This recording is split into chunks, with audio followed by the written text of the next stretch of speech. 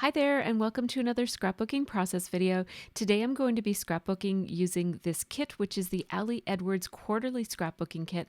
I have the rainbow kit here, which was from a couple of quarters ago. And I'm just refamiliarizing myself with the items that come in the kit. This first paper really caught my eye, and I think I'm going to use that for my background. These two are my least favorite, but I'm thinking I might be able to use them at some point with punches or dies. I really like some of these smaller papers too. And at this point, I don't even know what photo I'm going to be scrapbooking yet. So I have these photos, which are just a bunch that are left over from, we took a trip to Cuba in April, and I have a couple of photos that I want to make sure that I scrapbook, including this one of my husband with one of the cats from the resort in his lap. And so that's something that I'd like to scrapbook. But right now, where I'm at is I'm actually printing up another photo, which is a photo from my daughter's grade 9 graduation. And so I'm just refamiliarizing myself with some of the items in this kit while that picture prints. And so there are all of these circles in different colors. And then there are these little bits. They're phrases that are typed in colorful font onto little pieces of fabric. And then there are these rainbows that are made out of vellum. And oh, I'm sorry, I'm placing them up higher. I didn't realize how zoomed in I was. There we go. Yeah, so there's that rainbow that's made out of all those little pieces of vellum. There's the photo. And as soon as I printed it, I realized I can't resist using this photo of Scott because his shirt has that beautiful blue that's in one of the rainbows, and there are some oranges and reds and stuff off in the background, and there's green in his shorts. I just really want to use this photo on this background paper. So that's what I'm going to do. I'll have to scrapbook the photo of my daughter's grade 9 graduation another time. So I am going over to my scrapbooking supplies over here on the other side of my room. And I'm just getting my black and white paper. I keep all of my black and white paper in a separate little divider in my vertical paper storage in the cupboard. And the paper that's on top there is actually paper from the Ali Edwards black and white kit. I also decided to grab a piece of black cardstock. And it's just very inexpensive black cardstock. It's from Colorbox. It's not, or Colorbach. It is not the best quality paper, but it's cheap and I had it on hand. So I'm going to use it just for matting. For matting purposes, you don't have to use the best paper. It's mostly covered. So this photo was printed to fill a 4x6. So in order for me to have a white border, I just had to mat it onto white cardstock. I made it have a very thin white mat and also a very thin black mat. What that does is it gives this photo a little bit more presence on the page. It defines its edges a little bit better, particularly where there's so many colors in the photo that are also on the background paper. I really want it to be quite defined, the photo that is. And now this paper that happened to be on the very top stack, the one that looks like river stones, that's the one that I'm leaning towards here.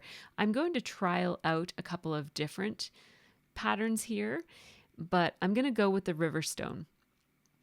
And what I'm doing is I'm going to give this page a little bit of structure.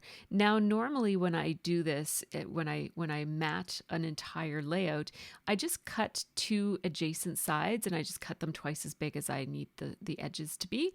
But where this is a symmetrical design on the page, if I did that, it wouldn't be symmetrical anymore. So I'm just taking off little slivers off of all four sides, and that gave me a really nice border for me to have that black and white paper showing through from the Ali Edwards black and white kit. Oh, don't mind my dress. I'm wearing sweatpants under my dress because it was cold in the morning. So sorry about that. I didn't realize I would be on camera. So I just decided that, and this is really not necessary, but I decided that I needed another little bit of structure around the outside edge. So I am matting the entire layout on white. Now, this is a very, very subtle effect. You're really not going to see very much of it. And so that's why I'm saying you don't really have to do this, but I really like how it looks. It adds just a little bit of extra dimension and not dimension, but like definition around the outside edges. And whoops, I did not mean to put adhesive in the center because I like this black and white pattern paper that I'm about to cover up.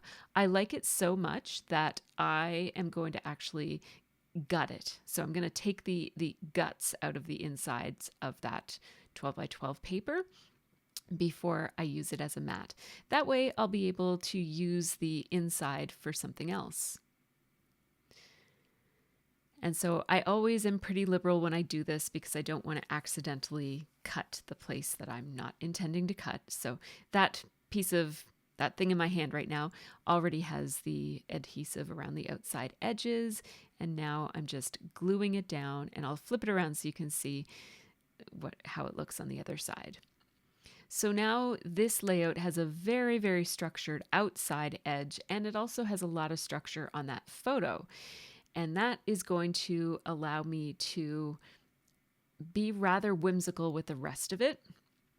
So you'll see what I mean when I haven't quite decided what I'm going to do here.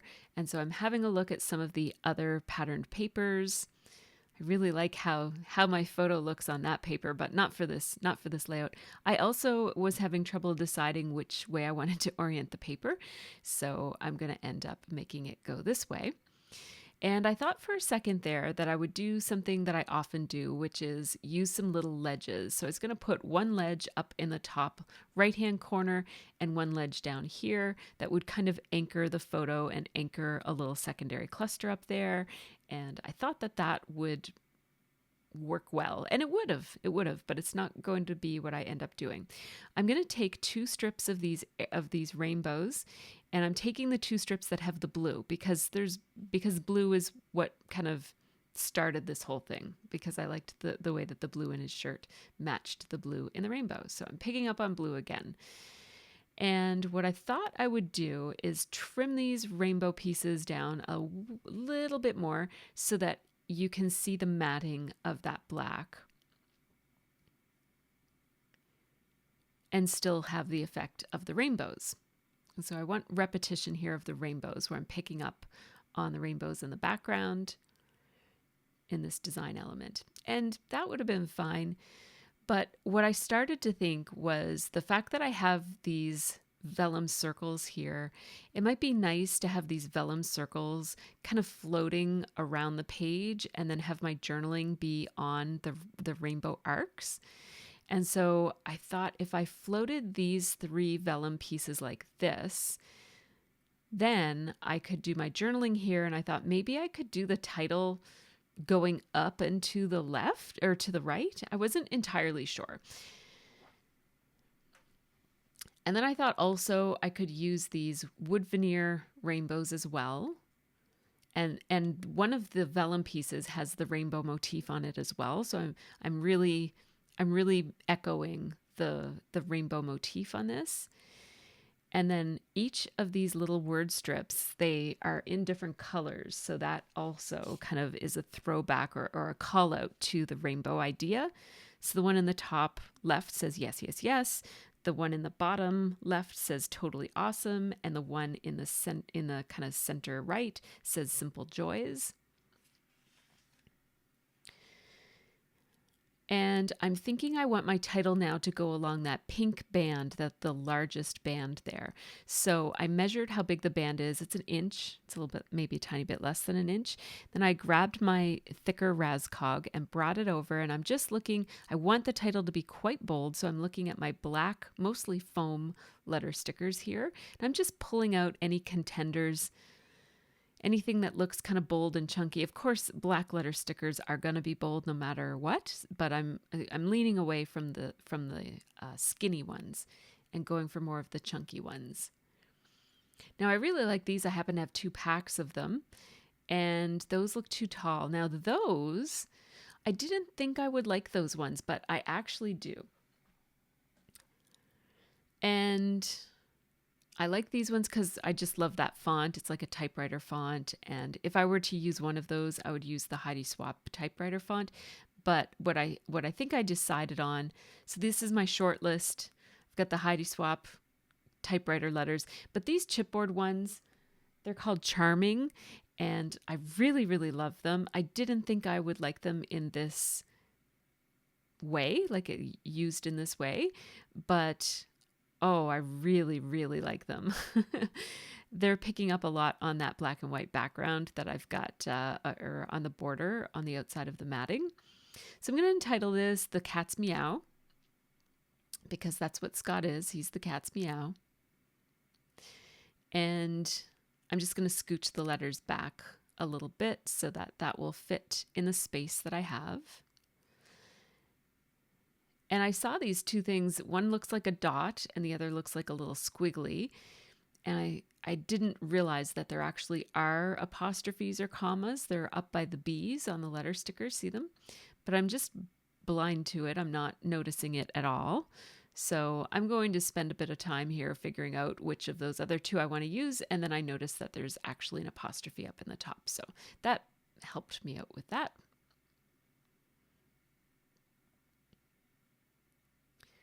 And so there's my title, all done.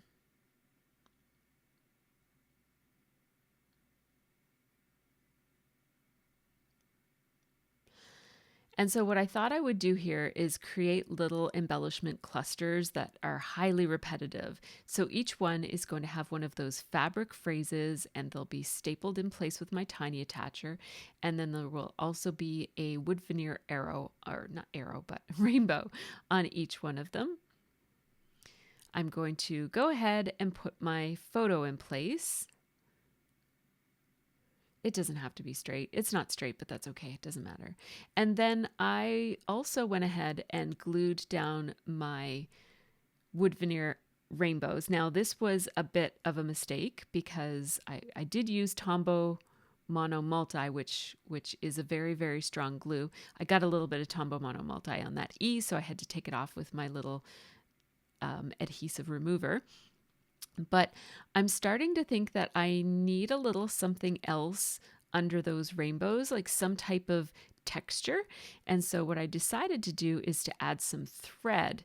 Now, luckily, because I wasn't gluing those rainbow wood veneers to paper, but I was gluing it to vellum, which has a smooth, plasticky kind of finish, I was able to pull off the rainbows, like the wood veneer rainbows, without tearing the paper. And that's, if it was on paper or cardstock or chipboard, that would have not helped. That would have not turned out well. But it worked okay because of the vellum, so that was a good thing. This is just regular gold thread that I have in my stash. I can't remember where I got this particular spool, but you can get it at Michael's or any place that sells thread and sewing supplies. It's not that hard to find. I'm just taking little bundles and sticking it in the glue. That's basically, the glue is already on the vellum from where the rainbow was glued down. So after I get it wrapped around my fingers, then I just kind of bundle it up a little bit more still, and then I just kind of stick it in the glue and stick the rainbow on top.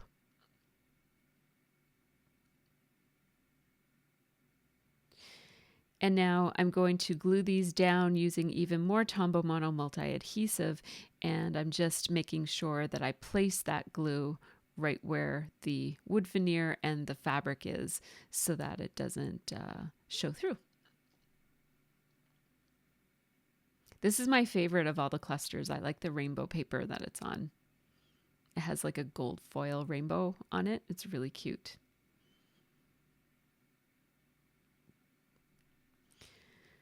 So this layout is not very elaborate, as you can see. I'm basically just using the structure of the rainbows on the page to guide how I'm going to do my journaling now. And the title is already on there based on the rainbow. And then the 3 embellishment clusters are just kind of floated out. And I think it all works because of the structure on the outside.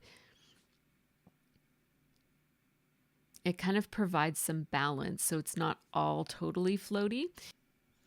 Now, I am doing my journaling here in handwriting, and I'm making it bigger than my natural handwriting usually is. And I also want it to be fairly messy.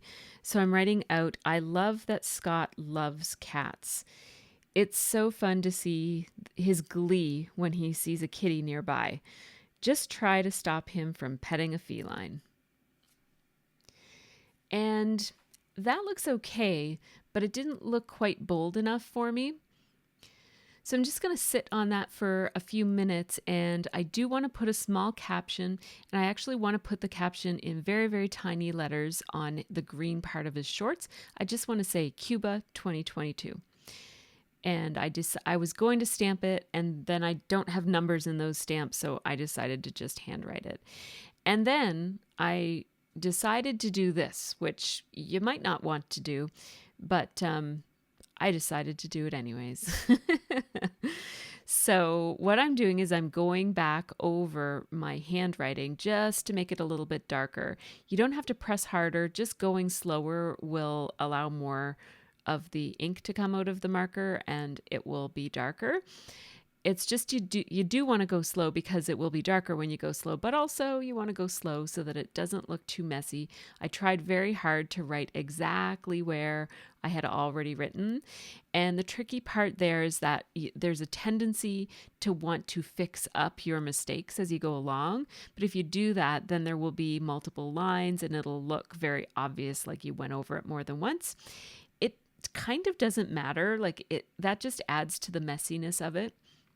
So, whatever look you like, and I guess it depends on how much you trust your own self to do something like this. And so if you really pay a lot of attention to the details and you really don't want to risk going over your handwriting, don't go over it. You don't have to. But I really wanted this to be bold, more bold than it was. And overall, I like the look. There are places where you can see that I went over it twice, but I don't really mind that you can notice that. And I think overall, the benefit that I got from having my handwriting be more bold outweighs anything that I don't like about it. So I was getting the hang of it by the time I got to the bottom. So this blue line looks the best of them all. But yeah, I do really like how that looks. It looks better, darker. I mean, the other thing you could have done is just picked a darker pen, but I do have a couple of darker pens, but they tend to really bleed out on paper, so I didn't want to use my dark pen. Now, this is an idea that I was kind of experimenting with. These rainbows have these little white lines on them, white lines of paint, and I thought, what if I used paint pens to make those white lines the colors so that I'm further mimicking the colors in the pattern paper background. So it would be there are fewer lines on the rainbow wood veneers than there are on the rainbow papers, but I would kind of mimic the color scheme the best that I could. I couldn't get that marker working. I don't like the look of this, so even if I could get the marker working, I wouldn't have done this. It's just too much. I think what I like about the wood veneer is that they're very neutral. And I think if they were painted like that, even if I did a better job, like I went pretty rushed, so it doesn't look very nice.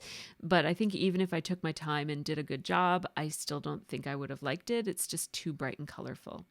I thought about putting more vellum circles around every here and there, but I decided against it. I really like it just the way it is. This page came together much faster than any other page I've done for a really long time because it's a very, very simple design.